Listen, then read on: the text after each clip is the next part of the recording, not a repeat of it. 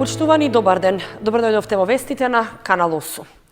Со соочувањето на кризата и прекин на наставата поради заканата од ширење на коронавирусот, Министерството за образование и наука ги задолжи училиштата да најдат решение за одвивање на наставата и онлайн часови. Средните училишта од Кочани веќе го сторија тоа, со прифаќање на идејата на компанијата Течконет од Кочани, која изработи дигитална платформа за едукација на учениците од дома. Дел од наставниците веќе се едуцира, односно имаа онлайн работилница за изучување на платформата, а видео обуки ќе следат и на учениците за вклучување и најава во системот. По пристигнатите инструкции од Министерството за образование и наука за пронаоѓање начини и алатки преку кои учениците ќе се едуцираат и преку кои ќе ја продолжат наставата од своите домови, директорите на двете средни училишта во Кочани во соработка со фирмата Течконет изнајдоа начин за онлайн настава и учење преку формирање на платформа за учење од дома. Заради таа цел нарачавме изработка на софтверско решение со кое онлайн наставата ќе продолжи во далечина. Представникот од фирмата Течконет, кој е задолжен за обслужување на оваа платформа, подетално претпоставам дека ќе се задржи на стручно објаснување на можностите на самото софтверско решение. Вчера заврши едукативниот дел на наставниот кадар онлайн. Интерес постои, иако и малку така на периодот на вработените кон секоја нова работа ствара малку и еден предизвик дали ќе успееме сето тоа да на добар начин да го презентираме пред учениците. Се надеваме дека оваа платформа ќе заживи и ќе ги даде посакуваните резултати за кои што ја набавивме. Кризата, дај Боже, побрзо да заврши, а на очекувањата се дека ова софтверско решение ќе возможи и во иднина да се користи како ИКТ наставно помагало. Едноставно, невоспитно образовните установи постојат за учениците и се надевам дека на овој начин и ние и соседното училиште Гошо Викентиев на достоинствен начин ќе се представиме пред нашите ученици, на учениците да ги посакаме полесно да ги совладуваат зададените воспитно образовни задачи од страна на нивните професори и да им порачаме да истрајат во сета оваа криза, да излеземе со нови искуства и издања и да бидеме здравни и истрајни. Самата појава на коронавирусот не натера сите да размислуваме практично што да правиме како решение. Најлесно ни беше сето тоа да спроведуваме преку социјалните мрежи, меѓутоа оваа идеја од страна на господинот Сашко и неговата компанија да се формира веб платформа преку која што може да се информираат учениците за секоја настана содржина и слично, е одлична, не само како идеја во моменти на криза, како што е ова, туку и како идеја во иднина, бидејќи самата наука, самиот процес на наука би требало да се сведе на тоа да сите новитети, сите можности за откривање на научните тајни бидат на отворено, односно да бидат достапни за сите. Така да идејата да се создаде ваква платформа, да се прикачуваат соодветни видео фајлови и останати документации за настава, за нас лично е одлична, а мене посебно како инженер ме импонира фактот дека сите елементи кои што се добри, да речем одлични од страна на професорите за било кој наставен предмет, можат да бидат поставени на таа платформа и да можат да бидат повикувани и подоцна во нормални услови, кога кризата, дај Боже шо побрзо да стивне, затоа што самата база на податок нуди можност кога сакаме и во кој сакаме момент да биде повикана, за да ја употребиме за било кои цели, односно за цели во научна смисла. Од фирмата Течконет од Кочани, која ја креира оваа платформа и на тој начин излегува во пресрет на двете средни кочански училишта, го објаснија начинот на функционирање на истата. Платформата е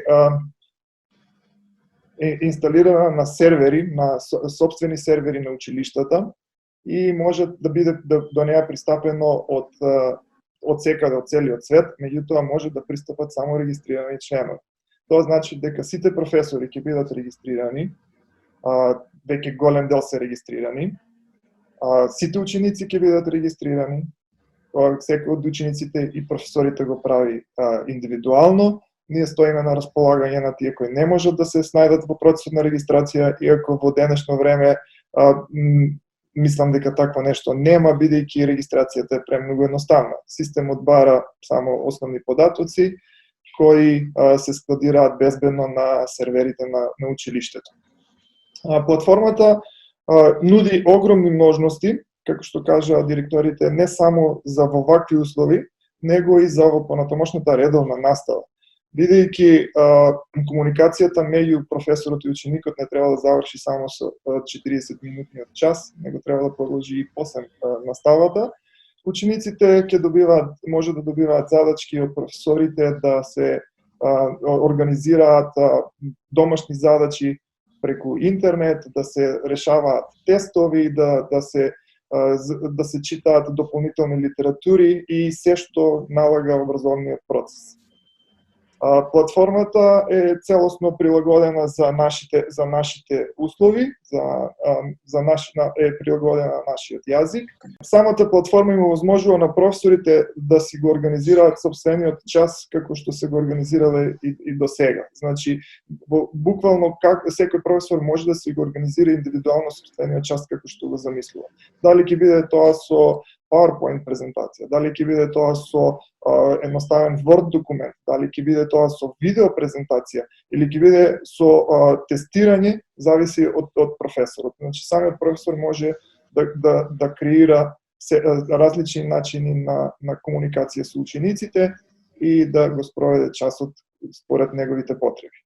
Андонов додаде дека самата апликација овозможува и оценување на учениците, со тоа што кога професорот ќе даде тест, автоматски системот дава кој ученик одговорил точно на прашањата и автоматски ги дава резултатите за дадениот тест.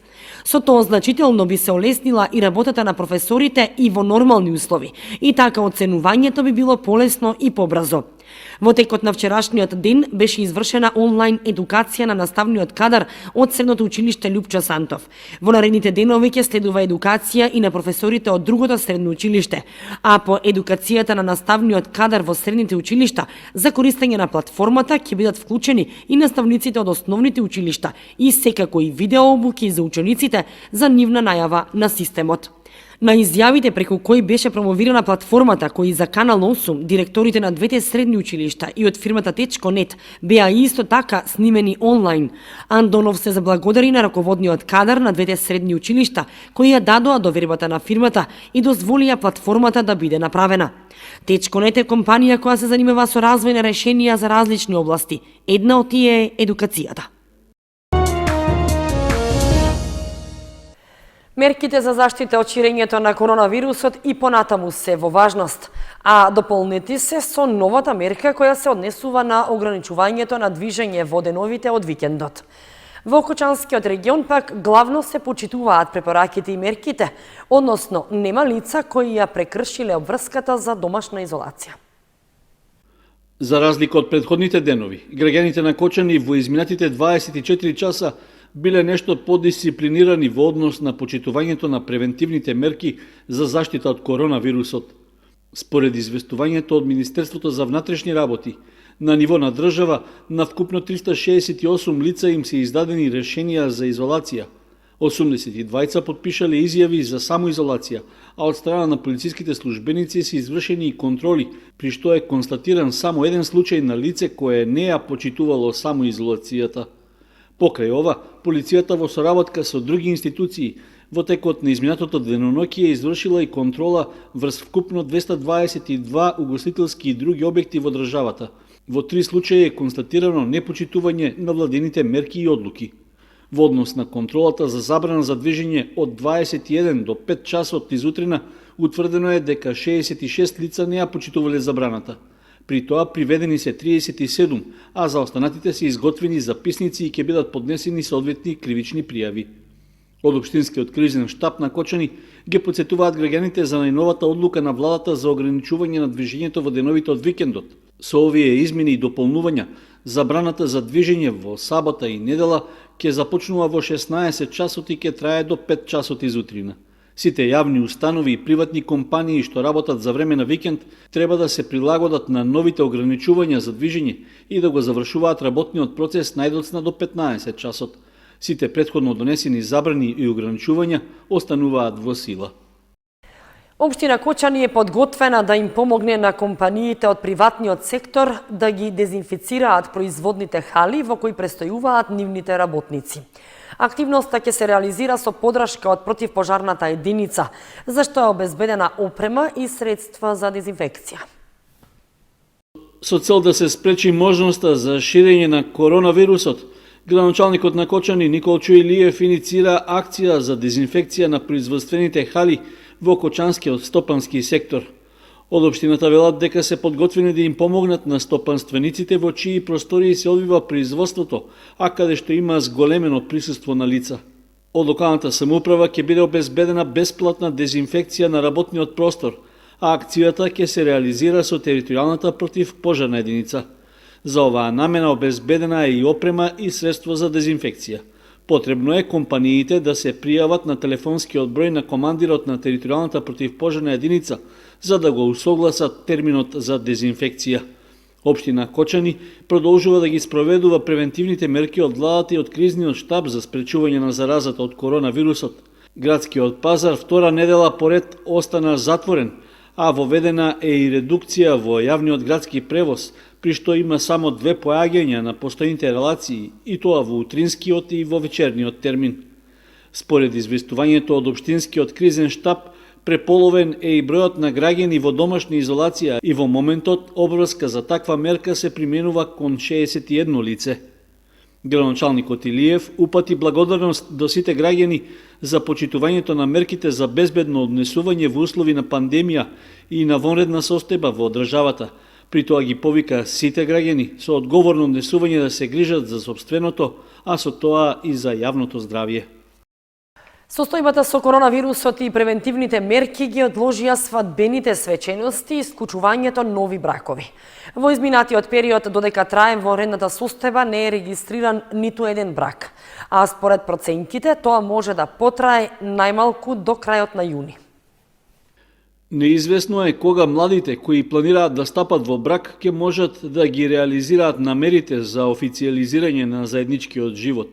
Откако Светската здравствена организација прогласи пандемија, а соодветно на тоа во нашата држава беше прогласена и вонредна состојба, голем број идни брачни парови се соочија со дилемата кога ќе ја одржат својата свадбена прослава.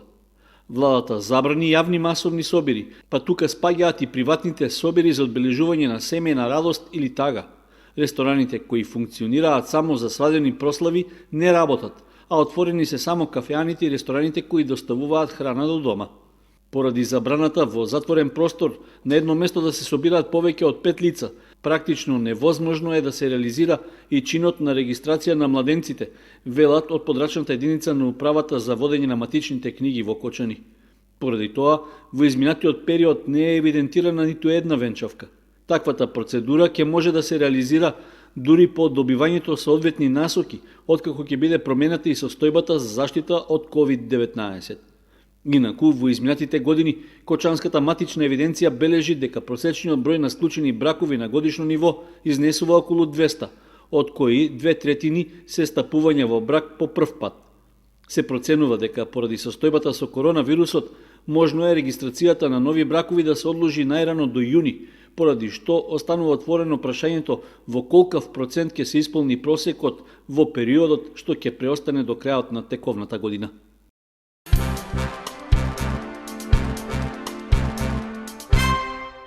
И покрај вонредната состојба во државата предизвикана од ширењето на опасниот вирус, сепак крводарителските акции продолжуваат со уште позасилено темпо. Реализирана редовната крводарителска акција во Кочани, а собрани се 15 единици крв. Во услови на вонредна состојба во државата, скапоцената течност уште повеќе е потребна. Затоа општинските организации на Црвениот крст во државата продолжуваат со крводарителските акции во кои се дарува крв и се спасува живот. Така беше и овој четврток во општинската организација на Црвениот крст во Кочани, кога се одржа редовната крводарителска акција и на која скапоцената течност ја даруваа 15 граѓани. Сега крв е потребна повеќе од секогаш. Затоа лекарите од Институтот за трансфузиологија од Штип и Општинската организација на Црвениот крст апелираат дека и во вакви воредни услови крводарителски акции ќе има секој последен четврток од месецот во Кочани, а истото ќе продолжи и во другите градови од државата. Граѓаните и покрај ситуацијата сепак ја покажаа својата хуманост и ја даруваат скапоцената течност што значи живот. Од Општинската организација на Црвен крст во Кочани истакнаа дека сите други активности се стопирани во однос на проектите кои се реализираа. Само функционираат волонтерите кои помагаат на лица кои се од социјално ранливите категории граѓани и им носат храна и лекови ако тоа е потребно. Издруженијето на граѓани Екологик преку проектот Велоучилишта започна со поттикнување на родителите, децата, наставниците и едукаторите да се вклучат во спроведување на неформални активности кои може да служат како надополнување во тековната училишна програма. Во проектот се вклучени и кочанските основни училишта. Со цел времето во изолација да биде користено на соодветен начин, продуктивно, едукативно и креативно.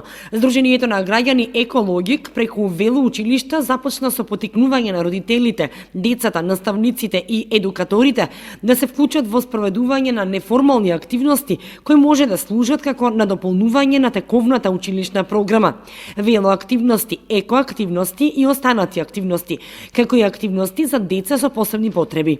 Преку користење на онлайн алатка, односно Google Drive, заинтересираните страни ќе имаат можност да ги имплементираат предлог активностите, односно вежбите, кои се прилагодени за домашни услови.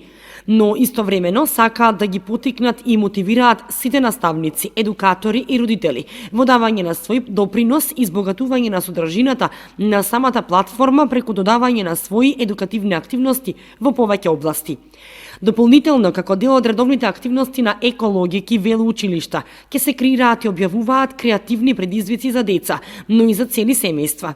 Во моментов отворен е предизвик за џебна сликовница со наслов "Пренесете ја вашата визија и имагинација. Време е за нова креација".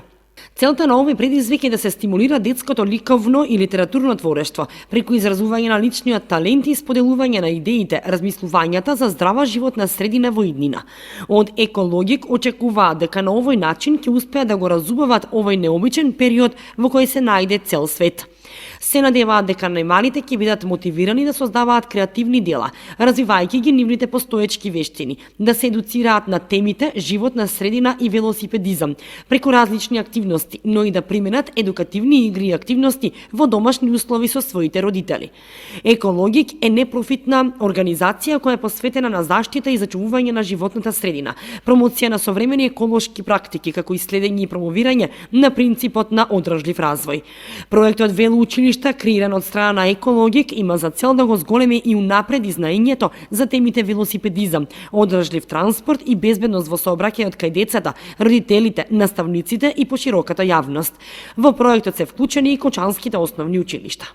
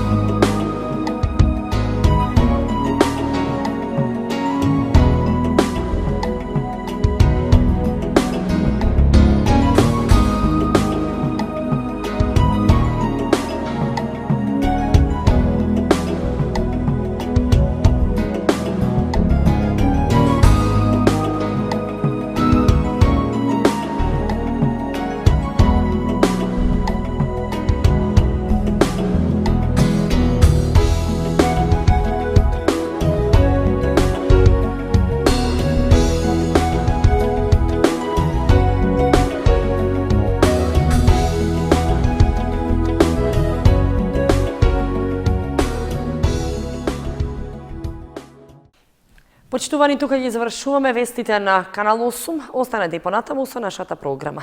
Довидување.